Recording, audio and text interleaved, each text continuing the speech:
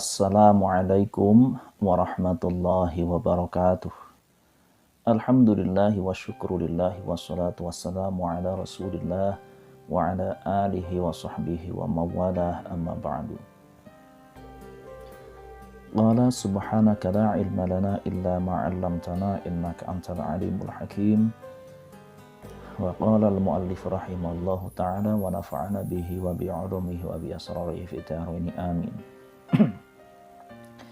Para pemirsa kaum muslimin rahimakumullah, alhamdulillah kita masih diberikan kesempatan oleh Allah Subhanahu wa taala untuk mengkaji hadis-hadis Rasulullah SAW dalam kitab Al-Anwar Al-Muhammadiyah ini yang insyaallah pada kesempatan kali ini akan kita bahas hadis yang ke-38. Bismillahirrahmanirrahim. Al-haditsus tsamin wa tsalasun. Hadis yang ke-38. An Abi Hurairah radhiyallahu anhu qala. Dari Abu Hurairah radhiyallahu anhu beliau berkata, qala Rasulullah sallallahu alaihi wasallam, Rasulullah sallallahu alaihi wasallam bersabda, innallaha ta'ala qala. Sesungguhnya Allah Subhanahu wa taala berfirman. Ini artinya adalah hadis qudsi para pemirsa, yaitu hadis yang Rasulullah meriwayatkan langsung dari Allah Subhanahu wa taala. Man 'ada li waliyan faqad adzantuhu bil harbi. Siapa saja yang memusuhi seorang wali. Wali ini ada banyak sekali terjemahannya para pemirsa. Ada yang memaknai sebagai teman setia, ada yang memaknai sebagai sahabat, ada yang memaknai sebagai kekasih, ada yang memaknai sebagai pemimpin juga. Ini ada beberapa makna. Ya, intinya adalah wali ini hamba-hamba Allah yang sangat dekat kepada Allah Subhanahu wa taala, sehingga dengan kedekatannya itu mereka adalah orang-orang terkasih di sisi Allah Subhanahu wa taala. Nah, jadi siapa saja yang memusuhi wali ini, kata Allah, maka aku telah mengizinkannya untuk diperangi, ya. Betapa Allah ini sangat cinta sekali kepada hamba-hambanya yang tertentu, yaitu walinya. Jadi kalau sampai wali Allah ini dimusuhi, maka Allah pun mengizinkan siapa yang memusuhi wali ini untuk juga diperangi. Wa ma taqarraba ilayya 'abdi bi syai'in ahabba ilayya mimma aftartu 'alaihi. Dan tidaklah seorang hambaku mendekatiku dengan sesuatu yang lebih aku cintai, ya, dari apa yang aku wajibkan atau aku fardukan kepadanya. Jadi ini artinya bahwa di antara hamba Allah banyak yang mencoba mendekati Allah dengan cara melaksanakan segala sesuatu yang telah difardukan oleh Allah Subhanahu wa taala. Wa ma yazalu 'abdi yataqarrabu ilayya bin nawafili hatta uhibbahu. Dan juga ketika seorang hambaku itu senantiasa mendekatiku dengan amalan-amalan yang sunnah, tidak hanya yang wajib, tidak hanya yang fardu saja, sehingga aku juga akan mencintainya. Fa idza ahbabtuhu kuntu sam'ahu alladhi yasma'u bihi. Dan ketika saya sudah mencintainya, maka aku akan menjadi pendengarannya. Yang dengan pendengaran itu digunakan untuk mendengarkan. Wa basrahu alladhi yubsiru bihi. Dan juga akan menjadi penglihatannya, yang dengan penglihatan itu digunakan untuk melihat. Wa yadahu allati yabdishu biha. Dan juga akan menjadi tangannya yang dengan tangan itu digunakan untuk yaptishu itu memukul atau menghantam lah. Wa rijlahu allati yamshi biha, dan juga menjadi kakinya yang dengan kaki itu digunakan untuk berjalan atau untuk melangkah. Wa in sa'alani la'atiyannahu,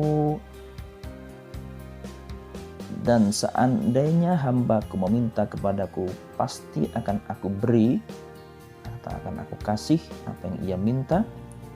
Wala in ista'adzani la'u'idhannahu, dan seandainya hambaku meminta perlindungan kepadaku, maka aku akan melindunginya.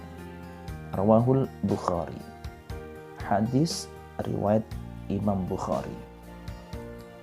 Baiklah para pemirsa sekalian, kita akan coba jelaskan maksud dari hadis ini. Yurshiduna Rasulullah sallallahu alaihi wasallam fil hadits syarifi ila inayatillahi wa hifdhihi li'ibadihi shalihin. Melalui hadis ini Rasulullah SAW mengarahkan, menjelaskan, memberikan petunjuk kepada kita mengenai pertolongan Allah, dan juga bagaimana Allah menjaga hamba-hambanya yang soleh. Faman adza 'abdan salihan multaziman bi syar'illahi 'amilan bil kitabi was sunnati faqad a'lamahu Allah bil harbi 'alaihi. Dan seandainya ada di antara kita yang berani menyakiti hamba Allah yang soleh. Hamba Allah yang soleh itu siapa sih? Yaitu mereka yang senantiasa teguh untuk menjalankan syariatnya Allah, mengamalkan sesuai dengan kitab dan sunnah, atau mengamalkan ajaran agama ini sesuai dengan Al-Quran dan hadis. Maka Allah memberitahukan agar orang-orang yang menyakiti ini diperbolehkan untuk juga diperangi. Wa innallaha ta'ala yuhibbu 'abdahu alladhi yataqarrabu ilaihi bis-sunani war-rawatibi wan-nawafili wat-tatawwu'i wa 'amalil khairi. Dan sesungguhnya Allah Subhanahu wa ta'ala itu mencintai hambanya yang mendekati Allah atau mencoba mendekatkan dirinya kepada Allah dengan melaksanakan amaliyah-amaliyah yang sunnah, amaliyah-amaliyah seperti yang rawatib misalnya. Rawatib itu secara umum dapat kita kenali misalnya dengan sholat-sholat sunnah di luar sholat yang fardu, yang itu mengiringi sholat fardu. Itu biasanya secara umum kita kenali sebagai sholat sunnah rawatib, seperti sunnah qobliyah asar misalnya, atau sunnah qobliyah ba'diyah zuhur. Itu adalah sholat sunnah rawatib. Atau juga amaliyah-amaliyah sunnah yang lain, dan juga berbagai macam bentuk kebaikan. Jadi artinya para pemirsa, kita selaku hamba Allah itu akan dicintai oleh Allah ketika kita mencoba mendekatkan diri kita kepada Allah, bukan hanya melaksanakan perintah-perintah Allah yang sifatnya wajib atau yang telah difardukan oleh Allah, tetapi juga Allah akan sangat mencintai kita yang mencoba mendekatkan diri kepada Allah dengan melaksanakan amaliyah yang sunnah. Wah, amaliyah sunnah ini banyak sekali. Kalau yang fardu mungkin bisa kita hitung, tetapi yang sunnah ini banyak sekali, bertebaran. Kita menyingkirkan duri saja dari tengah-tengah jalan dengan niat supaya duri itu tidak menyakiti orang yang lewat, itu pun sudah bernilai ibadah dan itu amaliyah sunnah. Kita melaksanakan zikir ba'da sholat, setelah sholat memperbanyak zikir, itu juga amaliyah sunnah. Memperbanyak sholat di malam hari, itu juga amaliyah sunnah. Jadi banyak sekali amaliyah sunnah yang jika itu kita niatkan untuk mendekatkan diri kepada Allah, maka kita akan termasuk hamba-hamba Allah yang dicintai oleh Allah Subhanahu wa ta'ala. Fa idza wasala 'abdu ila hadza, dan seandainya seorang hamba itu sampai kepada kondisi yang seperti ini, artinya melaksanakan yang fardu juga melaksanakan amaliyah sunnah, asyraqan nur fi qalbihi, maka akan terpancarlah cahaya kebenaran, cahaya kebaikan di dalam hati seorang hamba. Fasara abdan rabbaniyan, maka ia akan menjadi hamba, ini menarik, istilahnya abdan rabbaniyan, yaitu hamba yang sangat bertuhan lah. Artinya hamba yang pada dirinya itu melekat kuat ya, sisi-sisi atau dimensi kedekatan dirinya dengan Tuhan atau dengan Allah Subhanahu wa ta'ala. Yatakhalla an syahwatihi, yang akan mengosongkan dirinya dari syahwatnya, wa yanshaghilu bi dzikrillah fala yantiqu illa bi dzikrillah, akan senantiasa menyibukkan diri dengan zikir kepada Allah dan tidak akan berkata atau mengucapkan sesuatu yang tidak penting kecuali yang ia lontarkan dari mulutnya itu adalah kalimat-kalimat zikir kepada Allah. Wah, ini hamba yang sangat luar biasa sekali pemirsa. Jadi melaksanakan yang fardu, melaksanakan yang sunnah, kemudian hanya berzikir kepada Allah. Inilah hamba yang sangat dicintai, dan orang-orang kalau sudah begini dia akan menjadi wali Allah. Wa idza nazara ila ma ahalahu Allah wa idza batasha jihadan fi sabilillah, seandainya ia melihat atau memandang segala sesuatu, maka ia pandang adalah sesuatu yang dihalalkan oleh Allah. Kemudian ketika ia menjulurkan tangannya untuk menghantam, memukul sesuatu, maka itu pun dia lakukan karena jihadan fi sabilillah. Itu dalam karena keinginan untuk berjihad di jalan Allah. Jadi tidak sembarangan menggunakan tangan ini. Ya. Wa idza masya ila ma yuqarribuhu minallah, dan ketika ia melangkahkan kaki berjalan, yang ia tuju adalah sesuatu yang itu juga bisa mendekatkan dirinya kepada Allah.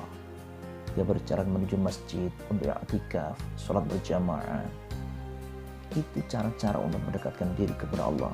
Tidak sembarangan ia gunakan kakinya melangkah ke tempat-tempat maksiat misalnya, atau tempat-tempat yang itu justru tidak disukai oleh Allah. Bal kana Allahu hafizahu wa hamiyahu min kulli makruhin wa mu'inan lahu bi kulli ma yuridu. Bahkan kalau sudah begini, Allah akan menjadi penjaganya, menjadi pelindungnya, pengayomnya dari segala sesuatu yang tidak baik, yang tidak disukai, wa mu'inan lahu, dan juga akan menjadi penolong baginya terhadap segala sesuatu yang diinginkan oleh hamba itu. Jadi hamba ketika mengalami kesulitan, minta tolong kepada Allah, Allah akan menolong kita. Ketika kita melangkahkan kaki kemana saja, kita melakukan apa saja, Allah akan menjadi penjaga kita. Tapi dengan syarat, laksanakan yang fardu dengan baik, laksanakan juga amaliyah sunnah juga dengan baik. Yang berikutnya yang tidak kalah penting juga adalah kita mencoba untuk senantiasa mendekatkan diri kepada Allah dalam segala keadaan dan segala kondisi. Nah, kalau sudah begini, maka kita akan menjadi hamba yang soleh, atau dalam hadis ini disebut sebagai wali Allah Subhanahu wa ta'ala. Tidak gampang menjadi wali para pemirsa. Nah, dalam kaitannya dengan hal ini, Imam Ghazali rahimahullah, beliau pernah mengatakan, al-musalli la tuqbalu lahu nafilatun hatta yu'addiya al-faridata. Nah, seorang hamba ya, yang ketika melaksanakan sholat misalnya, maka hal-hal yang sifatnya sunnah itu tidak akan diterima oleh Allah, sehingga ia melaksanakan yang fardu terlebih dahulu. Ini terkadang kita, di antara kita, para pemirsa sekalian, ada yang terbalik. Ada yang mementingkan yang sunnah, sementara yang wajib atau yang fardu ditinggalkan. Mungkin kita mendengar istilah-istilah di dalam lingkungan kita, ada orang yang ketika sholat tarawih misalnya, berbondong-bondong datang ke masjid, ke musola, apalagi di malam pertama. Itu bagus, itu oke. Akan tetapi kadang-kadang agak kurang tepat, misalnya sholat sunnah tarawih berbondong-bondong ke masjid, akan tetapi sholat jamaah yang fardu ditinggalkan. Ini kurang tepat. Atau misalnya sholat Idul Fitri atau Idul Adha yang hukumnya sunnah itu dibela-belain. Bahkan pulang dari perantauan untuk melaksanakan sholat sunnah Idul Fitri atau Idul Adha. Tetapi yang wajib, sholat Jumat misalnya, malah tidak dikerjakan. Ini menjadi aneh. Maka kata Imam Ghazali, kalau ada orang yang begini, jangan harap amalia sunnahnya akan diterima oleh Allah, sehingga dia melaksanakan juga yang wajib. Oleh karenanya, saya mengajak, menghimbau kepada para pemirsa kaum muslimin sekalian, ayo kita utamakan dulu yang fardu, kemudian kita iringi juga dengan amalia sunnah. Jangan terbalik, yang sunnah itu diutamakan, sementara yang fardu malah disepelekan. Ini akan membuat amalia-amalia sunnah kita, atau Imam Ghazali, itu menjadi sia-sia.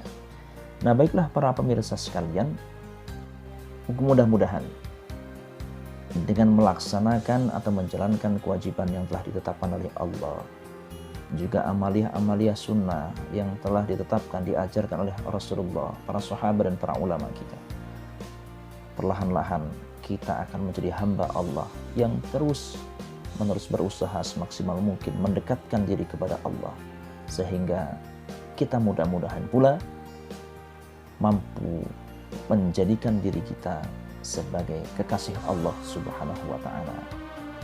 Demikian, terima kasih dan mohon maaf. Wallahul muwaffiq ila aqwamit thoriq. Wassalamualaikum warahmatullahi wabarakatuh.